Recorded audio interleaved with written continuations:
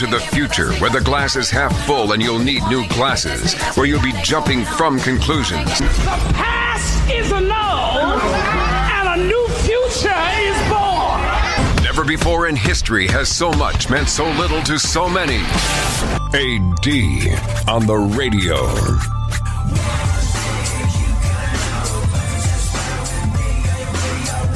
So I did something this year that I don't know if I've ever done this before.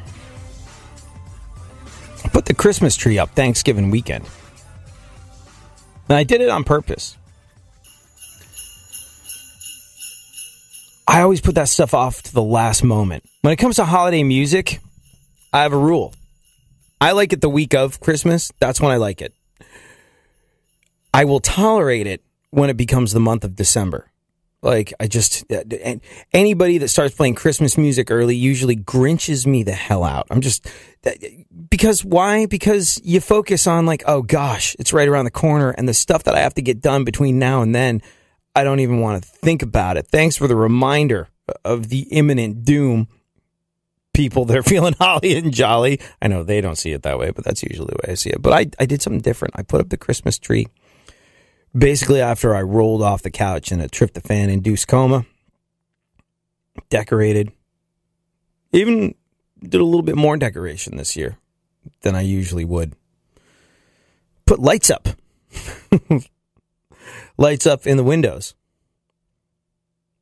Because I was walking around the neighborhood, and I saw the lights coming out of my neighbor's windows. I was like, that's nice. That's nice. And you know why that's nice? That's nice because it's not for them. They don't really see it. It's for you as you walk by. And I'm not necessarily a holly and or jolly individual. I've always loved Christmas Day. I love Christmas Day. Until I was a grown-up, I was always the first person in my house up on Christmas morning. Bing! 4 a.m. Ooh, is it too early to wake people up yet? Yeah, it is. I love that day. But this comes from somebody asking me, what's your favorite holiday? And I stopped and I thought about it. Halloween. There's that. I mean, I don't dress up, but it's fun watching other people dress up. It's a lot of fun eating candy. Usually coincides around the time of the World Series. These are all things I like. And then I thought, no, it really is Christmas. Now, look, there's all sorts of intellectual, bookish arguments you can make about the way we celebrate Christmas. That really it was based on the legends. None of this is true. The birthday of Christ, if you're a historian and a scientist, it doesn't really seem as though Jesus was born December 25th. It seems more like that date was conveniently moved to a winter solstice celebration, and based on the fact that the 3 wise men, the details of their journey, it wasn't wintertime when they were doing this, and all the above. There's all these arguments, there's all these sensible arguments that you can have about this. And it's not a religious thing. It's not anything to do with gifts. It's not even about the family aspect of it, being around your family during the holidays, although that is wonderful for many people. The thing that I love about Christmas and the Christmas month, the month of December, or as I started a little early this year, I can't think of a single other occasion where so much of the world starts to have goodwill in their heart toward one another. Like, do we have to fight? Come on, it's Christmas. Okay, I don't want to fight on Christmas. Goodwill toward, like, that actually happens. It seems like it's trivializing it, but people are able to put aside their differences because of the season. In whatever way you arrive at the decision that this is how you recognize the spirit of the season, whether it's religious, whether it's just by osmosis because people around you are being nice, or whether it's because you can't help yourself when you see others do nice things for one another. I can't think of a single other time of year where more of the world comes together in the spirit of goodwill. And I think for that reason, I wanted to start that a little early. A lot of people have a lot of stress around the holidays. Family coming over, that's stressful. Going over the river and through the woods to grandmother's house to eat yummy turkey and enjoy palpable tension between you and the relatives that you secretly despise but have to put up with twice a year during the holidays, that's stressful. Trying to get just the right gift is stressful. Finding the decorations and putting up the tree, all that's stressful. But I decided to combat the stress by getting into the feeling of the season as early as I could. I don't know about you, but I think you and I could use that.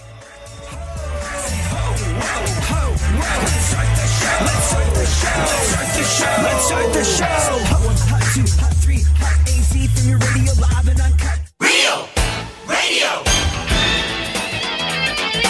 104.1.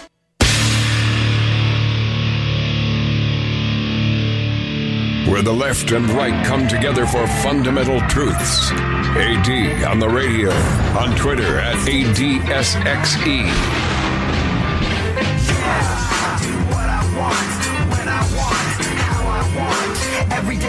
Oh, Funkhouser. Yes. Hello. What is going on in the world? How are you and what is happening in the world today? Well, I mean... Hold on, here it goes. I mean, because... This is My Witness News. In no way, shape, or form fair and certainly not balanced. And now, super producer to the stars, Barry Funkhouser. Oh, just one name this time. Look at that. Oh. Bringing the medium heat tonight. Oh, wait, before we do this, I gotta play you something. Okay. Can you make a fart noise with your hand or maybe, like, crank out armpit farts or something like that? He said, I have raising the intellectual tone of the show. I actually have a sound effect for that. I can play this out. I mean, yeah, no, not the same thing. Like, I'm talking about the ability to make fake fart noises under your armpit. Or let's see. Nope. Okay. Oh, let me try the armpit. This is hard. I haven't done it since, like, 4th grade. Nope, I can't do it. I mean, I gotta imagine that it becomes... I could never do it. Maybe you need to have a certain sort of, like, genetic predisposition with the shape of your armpit, like too concave, too convex, and it won't work. But I could never do that. And I would imagine that as you get older and you start to grow hair under your armpits, if you're a dude, making armpit farts... Oh, that happens? Is, yeah... Eventually, Funkhouser, one day you will grow up and never start getting hair in funny places. What the hell happened to this show? I had all these high-minded political things that we were going to talk about, and straight to armpit farts and hand farts.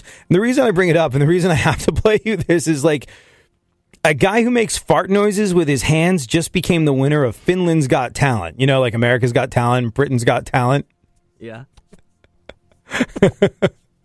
Which says one of two things to you. It says either he's really, really good at this and has managed to do something special with hand farts, or the talent pool in Finland is a little more shallow than it is in other parts of the world.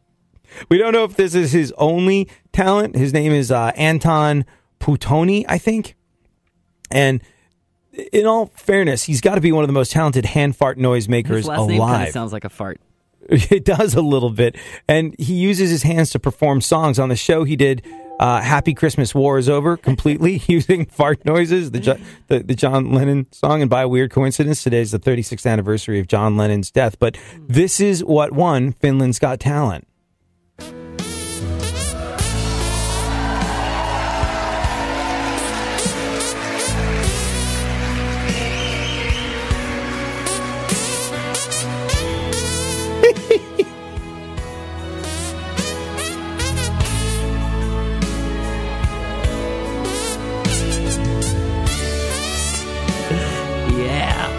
Yeah. Pretty much sums up 2016. All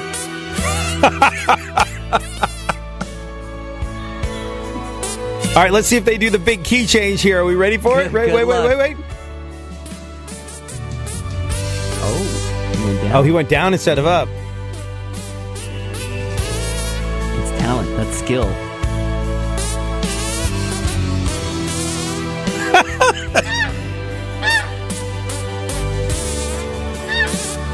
Wait. Big finish. I don't know, man. I mean, can you do that? No, you can't. But winning the entirety of Finland's Got Talent, I'm going to go with the theory that I had earlier, which is the talent pool is a little shallow in Finlandia. All right. Let's continue with the news, shall we? The trailer for 50 Shades Darker is seriously raunchy. Right, to people who've never heard of pornography. Like, people are like, ooh, it's racy, it's wild, it's crazy. It's like, it's so... Porn is getting so incredibly out there. Like, it's like, how much time do you spend on porn websites? Me? Yeah. Every waking moment. Right. See, I don't have time. Like, I don't have time to give myself a treat the way I used to. Like, the work schedule is really playing havoc with all aspects of my life. And not only that, it finally happened a little while ago where I was surfing porn. And I was like, oh, hold on, wait. I've seen this chick before. Yeah. She looks familiar. I've seen her before. I've seen this movie before. Click, click, click. I've seen this movie before. Oh, no! It finally happened. I've seen all the porn. Really? So, there's millions of porn. Yeah, and new stuff being made every single day. But I feel like it's... I thought you were going to recognize someone that you've befriended. No. Has that happened no. yet? No, that's not... Weird. Yeah, no, that hasn't happened. Oh, it's happened to you? Yeah. Of course it's happened to you. But, I mean, when you've had romantic excursions with females that have wound up we were in dancing today. Physical romantic excursions with females that are involved in the adult industry. You lead. They were already in it. You've never seen like a girl that you used to date and be like, oh, she does porn now. Oh, no, like, but I'm talking about the guests sometimes that we have booked here. And then you go on a Google, and you're like, ooh. Oh, yeah. Interessante. That's, yeah. Makes me feel weird. Who was it? It was in a good way. It was no, in a bad way. Yeah, it was creepy. Yeah, exactly. Like, I've never. What was the first? Allie Hayes. Yeah. When Allie Hayes came on, I'd never seen her work, and like I accidentally ran across it one day, and I was like, I don't want to see that. It's like she's like it's creepy. It's like watching your sister. It's that. Yeah, no, I don't. Not. It's ruined some of porn for me.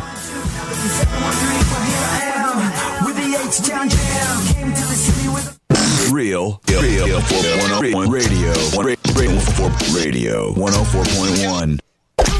Don't get the blues, get all the news. We mean all of you guys out there in Radio Land. All aboard!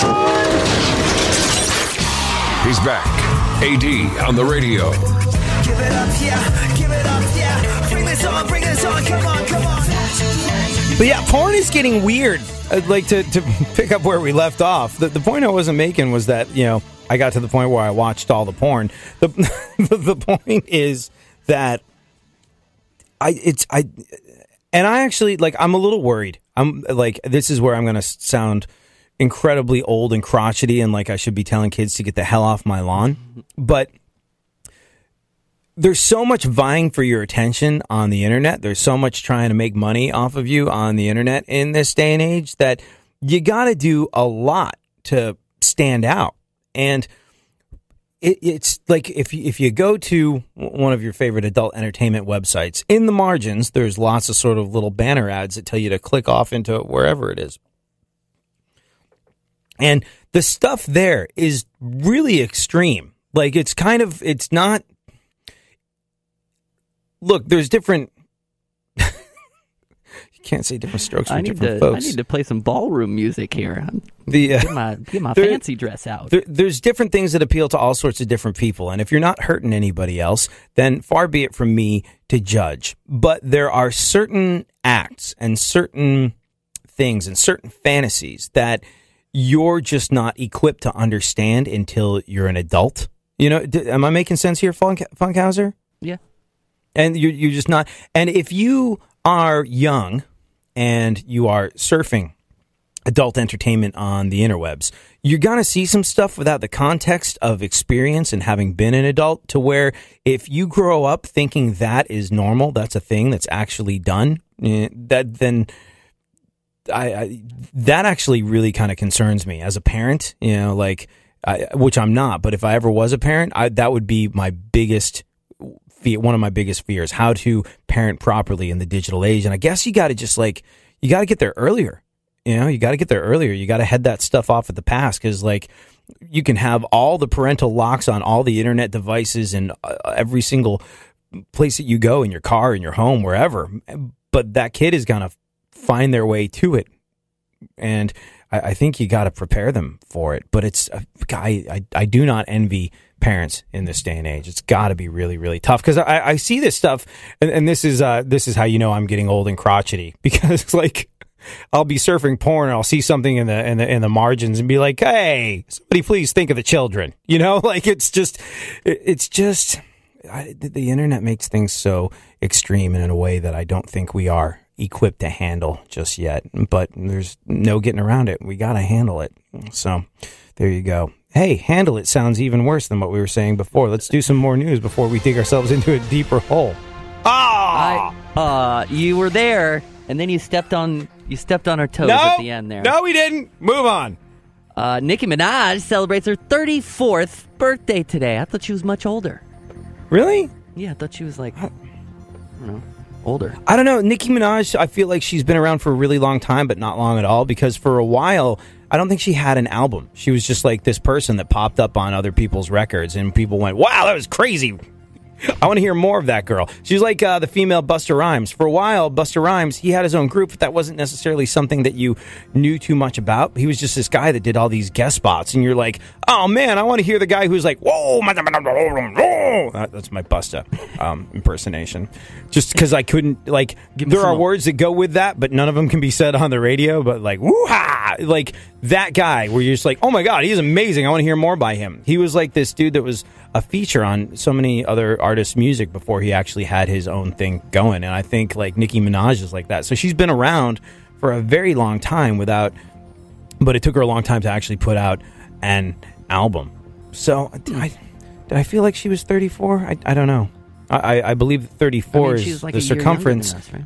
I believe that 34 is the circumference of each of her booty implants. People deny it. Females are like, I just do a lot of squats. Not me. Just it's so fake. It is so fake. And I'll tell you how I know this. I'll tell you how I know it's fake. Because I was watching adult cinema a little while ago. And there was, and maybe going back 5 years or so. This is an adult entertainer that I'd seen 5 years ago. And at the time, she was known for having a big butt. This is so-and-so, she's got a big butt. She's not like all these other flat-butted chicks that you see on the internet. She has a big butt. And that was this girl's calling card. Big butt. And I was perusing. I was like, oh, that's that girl with a big butt. It is nothing in comparison to what has become the new normal when it comes to butt cheeks in this day and age. It's so much of it has to be fake, right? Right, Funkhouser? Yeah, we know a girl that has fake ones. Yeah, and at least Nicki, I think Nicki Minaj talks about the fact that she's like, no, it's real, it's just squats. And there's these pictures where actually she's sitting on a chair, and it looks like she's sitting on two phone books. It's that's not natural. That's not what butts do when they're real. It's that's not a thing. Have you ever? So you've been out there in Hollywood for I am out your there. entire life. Have you? And you've encountered fake boobs, right? Yes, I went on a date with one girl once that had them, and I didn't know what to do. I had no idea what to do. But did you come into contact I'm sort with them? of a scientist, so right. But did you get handsy with them? Do you know what it's like to? No. You know. No, I guess in hindsight I could have, but no. So you don't know, I was a scientist. I didn't know. I didn't want to disrupt the whatever. Yeah. No, I've never romantically encountered them, but I have some friends who've got big fake cans, and it's really weird when you hug them. You know, like, hey, so good to see you, boing, and you like fly back 30 feet. And I'm just like, I don't think I'd be into that. You know, I didn't even realize it was because of that. Because I hug all those girls all the time. I thought it was just like they have really strong arms. No, that's not it. That's it? And like, I wonder what it's like if, you know, you go to grab someone's butt and it is similarly fake. Like, do they use the same stuff in both places to where you'd have that same, like, it's because it just... Very soon, the amount you'll be of able to contact ask that question directly to someone with one. Really? Yeah. You're going to get a fake butt? No, our former intern will be back. She's got one of two of those. You didn't Really? know that?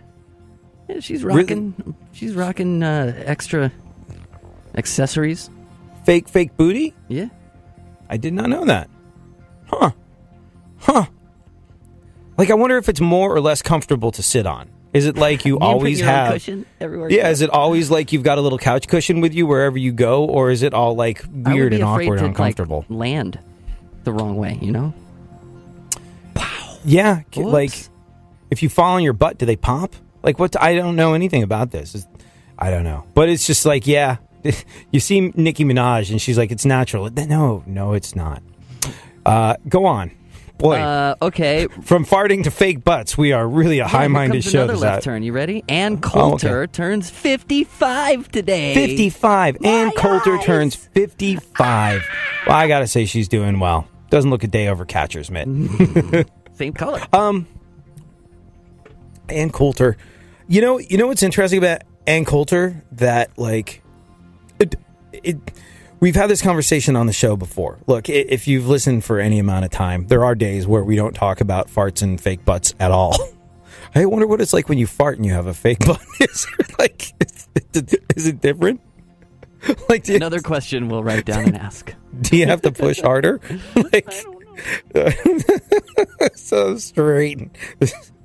Straight into the waste paper basket with this one. Yeah. But like we've had this conversation on the show a couple of times, but when we're not talking about all this stuff that seems to be occupying our attention today, we do a reasonable impersonation of a political talk show. And you probably noticed that I'm a common sensist, I suppose. Like, I believe in knowing where your moral compass has its true north and following that, and I believe that party politics are just, I mean, it's a very long conversation, but I believe in respecting the beliefs of absolutely everyone, and I refuse to pick a side, because when you define me, you negate me, and I want to be able to be agile as I navigate my way through the choppy waters of politics, and also because I don't believe in subscribing to a knee-jerk reaction that's just something that they want you to do to remove critical thought from the process. Like, just register as this, vote straight ticket that,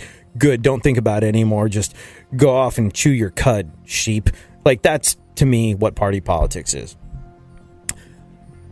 But because we do things other than talk about, what it's like to fart with a fake butt on this show, because we are a political talk show, I've been approached a few times by talk radio honks who have said, you have fun on the air, you're funny, you make people laugh. This is, and never trying to be funny, just trying to have as much fun as possible. But a couple of sort of like heavyweight talk radio types were like, look, the left has Jon Stewart and folks like that. The right doesn't have a funny person. You're right-leaning enough to where if you just went hardcore right and could be funny in a less old and crotchety way than Dennis Miller, who to me is not old and crotchety at all, but I guess they were just looking at somebody who was a little bit younger to move the ball down the field. They were like, you could make so much money. Oh my gosh, the money you could make if you could just be funny and right-wing, because there's nobody funny that's right-wing. Not really. There's no, like, if the left has Jon Stewart, the right has a lot of people that think they're funny, but they're really not. And here's the weird thing that a lot of people don't understand about Ann Coulter. To Ann Coulter, what she's doing is satire. She thinks of herself as the right's Jon Stewart. Like, when she says things like, do you remember the rape quote about that Ann Coulter had? I mean, this is the one that to me goes down in history for her, and the one that sums up who she is and what she does and how she does it. Do you remember the? No. Okay, so it was an environmental thing. And Ann Coulter, look, folks like Ann Coulter, they make all their money off of speaking appearances and selling books and everything else that they do, like when they're hanging around on Twitter trying to get things to go viral or when they're showing up on news programs and screaming and yelling. All this is basically to raise their profile so that they can then go charge more to speak somewhere. That's the business model. That's how it works. And I remember there was sort of like an environmental thing happening. I think it might have been fracking. I don't remember, but it was her response to some sort of tree hugging type of situation. And she said, Jesus said, the earth is yours, take it and rape it. And mind blown all over your face, right? It's just such an incredibly crazy thing to say. And I was like, that's Ann Coulter. That is Ann Coulter. Because she sat at home going like, oh, man, okay, so I'm going to start some stuff with the tree huggers. That'll raise my profile so I can go get more money when I go speak at whatever the hell rally it is I'm going to speak at. Okay, what can I do? What's something that people are very passionate about? What's something that elicits a big response from people? Ooh, I know, rape. I wonder if I can fit the word rape into a sentence about the environment.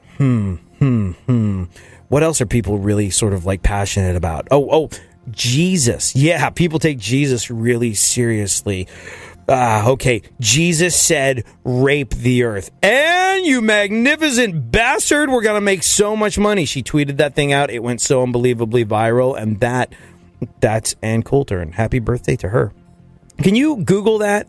Like, Funkhouser, just Ann Coulter, rape, Jesus, earth. My grandkids are going to wonder what I Googled today, 100 years from now. Ann Coulter, rape. What? Ann Coulter, rape, Jesus, you want the earth. Like, I want the actual quote, because it's such an incredible one. All right.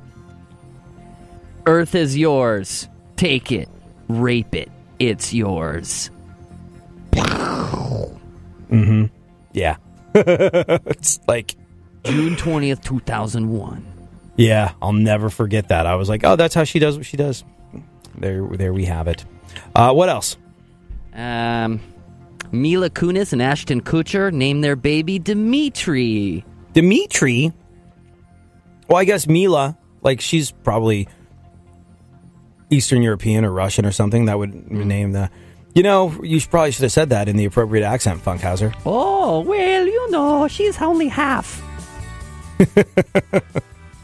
We'll talk more about Mila Kunis and Ashton Kutcher naming their baby Dimitri because we tackle the big issues on this show next. Haven't had much go right in a while. Haven't had much of a reason to smile. Haven't had many things go my way. Haven't had many sunny days. Stimulated minds want to know, what were you thinking? No, really, give us a call and tell us. KPRC AM 950.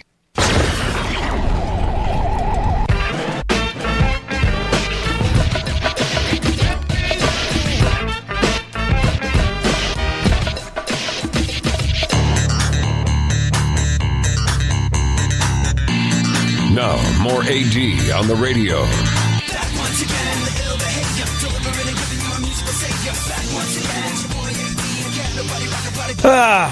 I think I'm getting spoiled. Like, Funkhouser, do you do any holiday shopping not on your phone? Like, do you actually leave the house and go to stores and buy stuff? I had to buy tape and wrapping paper, so I did a lot yesterday. I went to Target. Okay. Target, right? Tape, wrapping paper, Target. I could say, like, I do so. I try and do literally all of my shopping without leaving the house now, and I just appreciate the convenience. And like where it all falls down is occasionally you do have to leave the house. You do have to go do things. Like the one sort of like bridge I haven't crossed yet is sort of ordering groceries online. I use that website again. They're not giving us any money, but Chewy.com. Do you ever use that? No. Oh, it's great for pet supplies. They'll send you anything that you need for your dog food, dog beds, it's great, and it stacks out to where you're not really spending extra money to have this stuff delivered to your home. And when you go grocery shopping, hauling a big bag of dog food up in addition to everything else that you got going on, that's not easy. So I do that, but it's the groceries. The groceries I haven't done that thing where you can get groceries delivered to your home through whatever website, Amazon or Postmates or Uber Food or whatever it is. Have you ever grocery shopped online? No. Yeah, I don't know. It's you got to go to the supermarket. I tried to once, and then I went, I was going to, have Vaughn send it to me. And, I like fruit, and I can't imagine not seeing the fruit that you're going to put in your mouth. Yeah, you want to be able to squeeze your own melon, so to speak.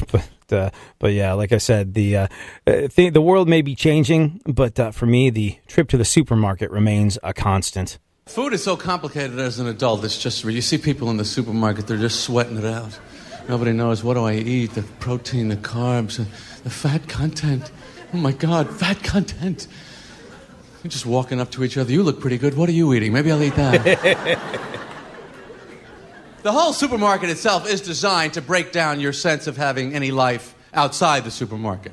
It's like a casino. There's no clocks, no windows, no easily accessible exits. You ever not buy anything in the supermarket and try and get out of there? It's impossible. There's no way out. You can see what happens to people. When they're walking up to the supermarket, they really have a whole sense of purpose. I'm going to get this, I'm going to get that, I'm going to pay for it, I'm going to get out of here and get right back to my normal life. You see that same person 10 minutes later just... What aisle is this? Why did I come up here? Always noticing something new. Oh, they got them in mesquite flavor now. What is mesquite? Wonder if it's made from mosquitoes. The unbelievably, amazingly awesome Jerry Seinfeld laying out what we're going to be doing for the rest of time, because you can't, I just can't buy stuff to eat without seeing it. I guess I do at a restaurant all the time, but grocery shopping, I don't know if I'm ever going to be able to cross the bridge to doing that online. More news, Funkhouser. What else is going on in the world? Oh, let's go back to Mila Kunis and Ashton Kutcher naming their baby Dimitri. Yes. Do the whole sentence in that accent, please. Mila Kunis and Ashton Kutcher named their baby Dimitri. Oh. I was thinking about it. Dimitri. That's like Demi, as in the woman whose heart Ashton broke by cheating, and Tree, as in what she probably now feels like hanging herself from. Do you think that's like a foul? Like you break up with your ex-wife, Dimitri? I don't know. I think that's too close. I wouldn't want to because your kid's gonna go back through the records of you on the internet at some point, and if you're Ashton Kutcher, there's certain parts of it that are going to be unbelievably well documented, and you might go I'm Dimitri. Demi was Dad's wife before Mom. It's too close. It's too phonetically close. I wouldn't be able to do it. But Ashton Kutcher can do many things that I cannot do, impregnate Mila Kunis. So there's that. Go on. Mark Hamill says he was blissfully unaware that Harrison Ford and Carrie Fisher were having an affair during the making of the original Star Wars. Oh, yeah. No, this came out a little while ago. It's kind of bananas. It's sort of like how they managed to keep it covered up for all those years when it seems to be something that everybody would have known. Like the fact that Han Solo and Princess Leia were doing it is kind of like a giant revelation. Mark Hamill said this. I was so self-involved at that point. They could have been doing it in front of me and I wouldn't have noticed. So I was single and had my own agenda. Well, on-set romances are always, they're commonplace. But it's kind of tricky because if the relationship doesn't last and you're on a TV series and you got 4 more seasons to go, it can be really awkward. It happened to me. I was with a girl that was playing my sister on a soap opera on General Hospital. So, but I was blissfully unaware, which was good for me because I think it might have been a distraction if I'd known what was going on. Apparently, Carrie Fisher said that, yeah, It's a good answer. Yeah. I think it's a realistic answer. It might have detracted from the end result. That is Star Wars. And even though Funkhouser has never seen Star Wars, it's something Is that a movie? people... A religion? Something. It is actually... A lot of websites about it on the internet. Yeah. Apparently, when they told... Mark said that Carrie Fisher had been saying that he once almost caught them doing it, like on the set, like almost walked in on them having this affair. And one of them was married or both of them were married, but like, it's just, I don't know. And you know what? I have to say, I think for Star Wars fans, it would have been distracting too. Like, cause until you find out that Luke and Leia are brother and sister, there's this sort of like, there's this love triangle where you think like, oh, are Luke and Leia going to end up together? And then you find out, no, that's why they've never had anything happen between them, because it turns out they're brother and sister. But if in the early days before you found that out, you found out that Han Solo and Princess Leia were doing it, there's no way to go in and watch that movie without having that be a huge distraction from what was, despite Funkhouser's refusal to watch it, an absolute masterpiece. Watch what? Don't Talking about a movie? I'm gonna smack you, silly. Sometimes you just know you're done. You're longing for that shining sun. You walk these streets most every day. You're waiting to get washed away. It's okay to disagree. It's not okay to be understimulated. Well, I was just thinking that... This is KPRC 950. There's something happening here, and you should know what it is. The dumbing up of America. Now, more AD on the radio. So, that recount in Michigan, that's no longer a thing. Why? We'll get into that after we wrap up what remains of the news. But if you're one of those folks that was still going, there's still a chance Hillary Clinton could be president. That's riding off into the sunset. And, I appreciate the pursuit of the American electoral system working. Like we said in the past, like I was so mad that Jill Stein had to crowdfund this. And yeah, there should be a recount. If people are insecure about it, there should be a recount. I've said it before, I will say it again. We pay taxes. So many taxes all the time. Freaking pothole at the end of the road, still not fixed. Responsible for multiple flat tires over the years. And, as much as I try and go around it, every once in a while, you don't think about it. You go, why would I have to go around the pothole? I've been writing letters to my local government and calling for a really long time. There's that hotline. Hey, if you see something wrong with the road, call this. And it's still there, and you forget it's still there, and kablooey, you get another flat. Same pothole, same end of same road, same flat tire multiple times over the last several years. And if they can't fix that, the least they could do is figure it the hell out. Figure it the hell out that our democracy should work. It should just work. It should be not to. I hate the expression, we can put a man on the moon, but we can't do this. We can put a man on the moon, if you believe that sort of thing. And we cannot unquestionably say, hey, the mechanics, like literally the mechanics, the pressing of buttons, the pulling of levers, all that works in our version of democracy. We have a vote and it was counted. There's a giant question mark over this, and there shouldn't be. And if there is, why are we having to pay for it ourselves? Why are we having to dig into our pocket again? Why did Jill Stein have to raise millions of dollars for this to happen? All it should take is one member of the American public going, well, that doesn't seem right. And then the American government goes, hey, we should really look into this because this is serious. Your vote should count, and we're going to get to the bottom of this right away because this is basically what our country's founded on, so we should be doing it right.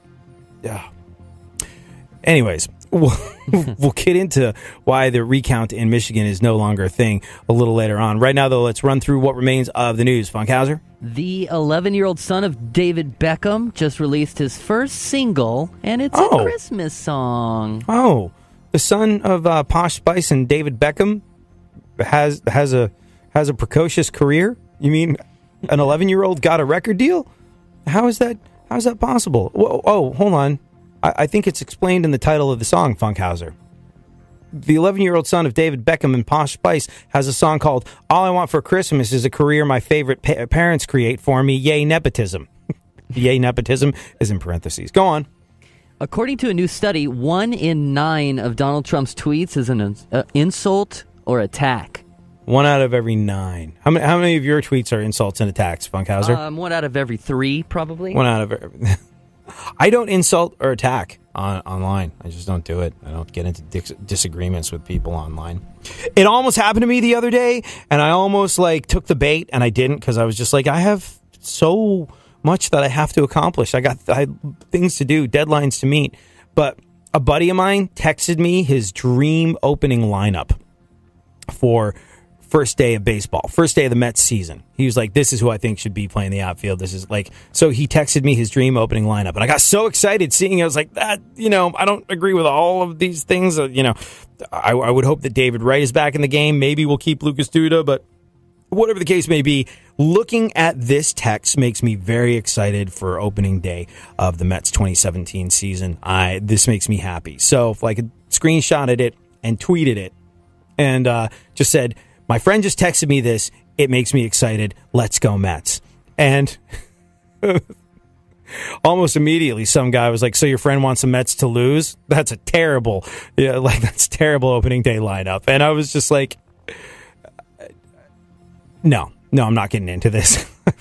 I was going to respond and just be like, I'm just excited for the Mets. Let me have that. And then I was like, no, I will not feed the machine. I will not engage with the troll. This is not something that I will be doing. But I gave up disagreeing with people on the internet several years ago, and it was an incredibly liberating thing. I just don't ever disagree with someone online. It's a pointless waste of time. And well, unless you're Donald Trump, in that case, it works out pretty well. How many of his tweets are insults or attacks? 1 in 9. This is 1 in 9, according to this new study. 1 in 9 of Donald Trump's tweets is an insult or an attack. In these situations, I always question where the study comes from. Doubly so because this study was apparently conducted by the University of Rosie O'Donnell. Go on. Donald Trump has chosen his head of the Department of Homeland Security. I don't want to give it away, but let's just say he pities a fool who tries to mess with his country. Go on. Donald Trump's still considering Mitt Romney for Secretary of State. Yeah. I mean, and look, you and I talked about this the other day on the show. This to me is just a sign that it's either a giant game that is being played with the American public, or you gotta be a sociopath with no moral compass to be involved in politics, because Mitt Romney was doing everything he could to tear Donald Trump down.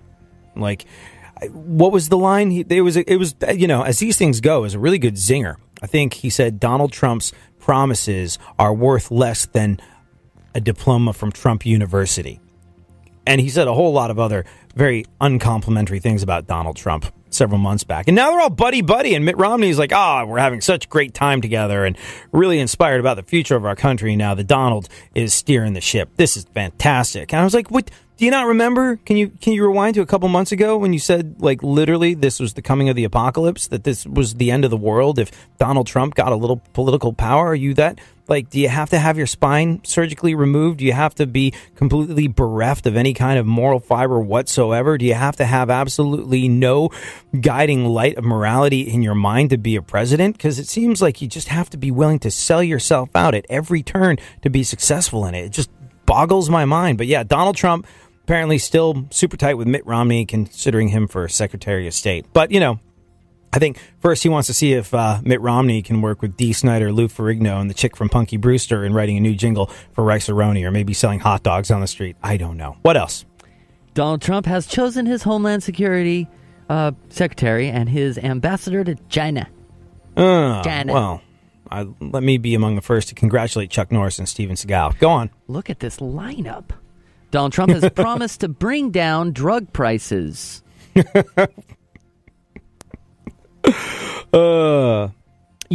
the thing. We say these things because they're funny. But I honestly, optimism. Look, with either president, with Hillary or Donald, I was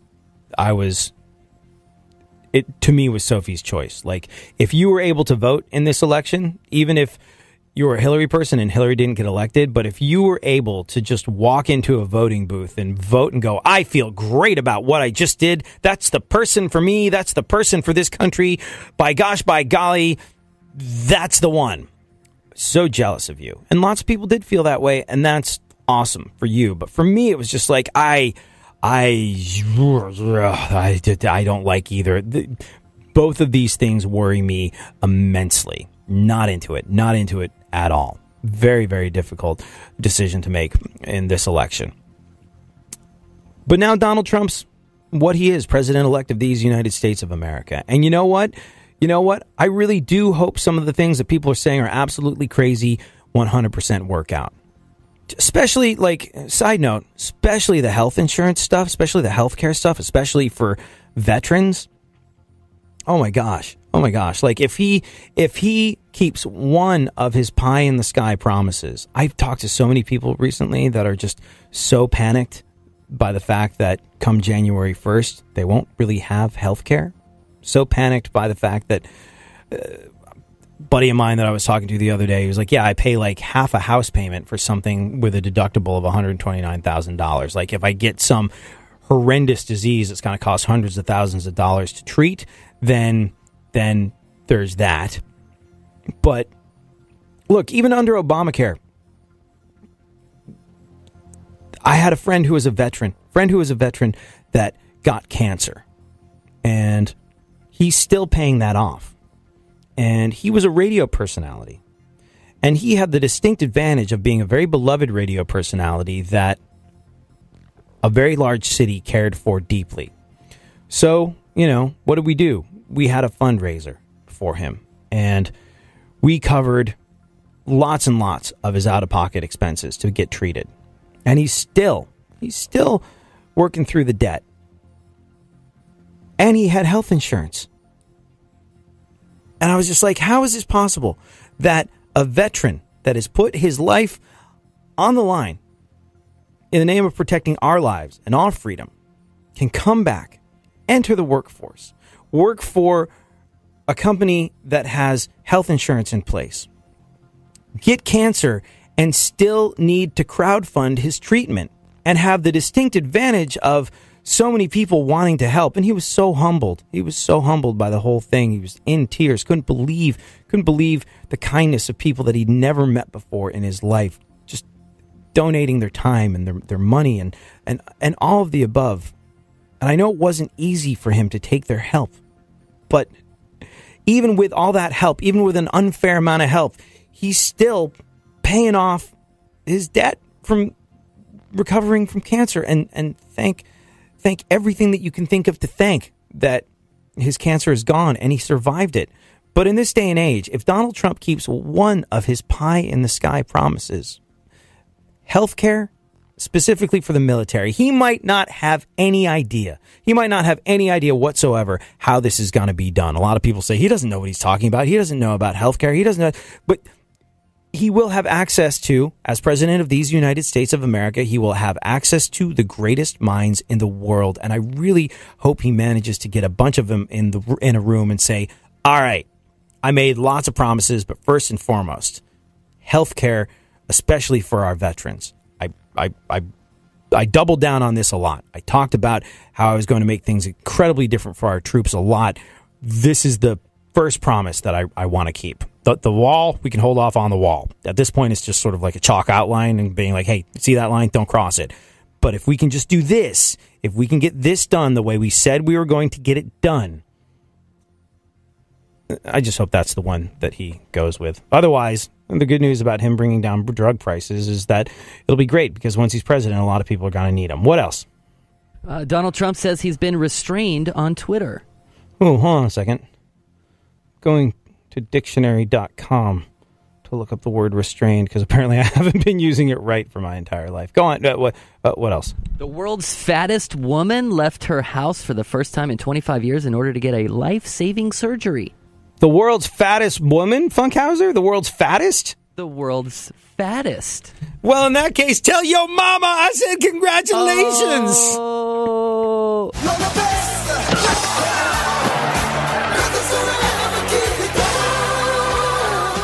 That was from my mom. Yeah, we hope she gets well soon. No, like the world's fattest woman who left the house to get the life-saving surgery. We hope she gets well soon. How much time do we have left, Funkhouser? Oh, really? And the show's over? And that's it. Yep. Oh, no. We were going to talk about the recount in Michigan. Okay. District Judge Mark Goldsmith ordered the recount to begin on Monday, sided with the state appeals court in halting the effort. He said that she should not have been allowed to demand a recount because she is not, and I quote, an aggrieved candidate. There you go. What if you're an aggrieved member of the American public that are worried about a fair election? No? Okay, never mind. Thank you. Goodbye.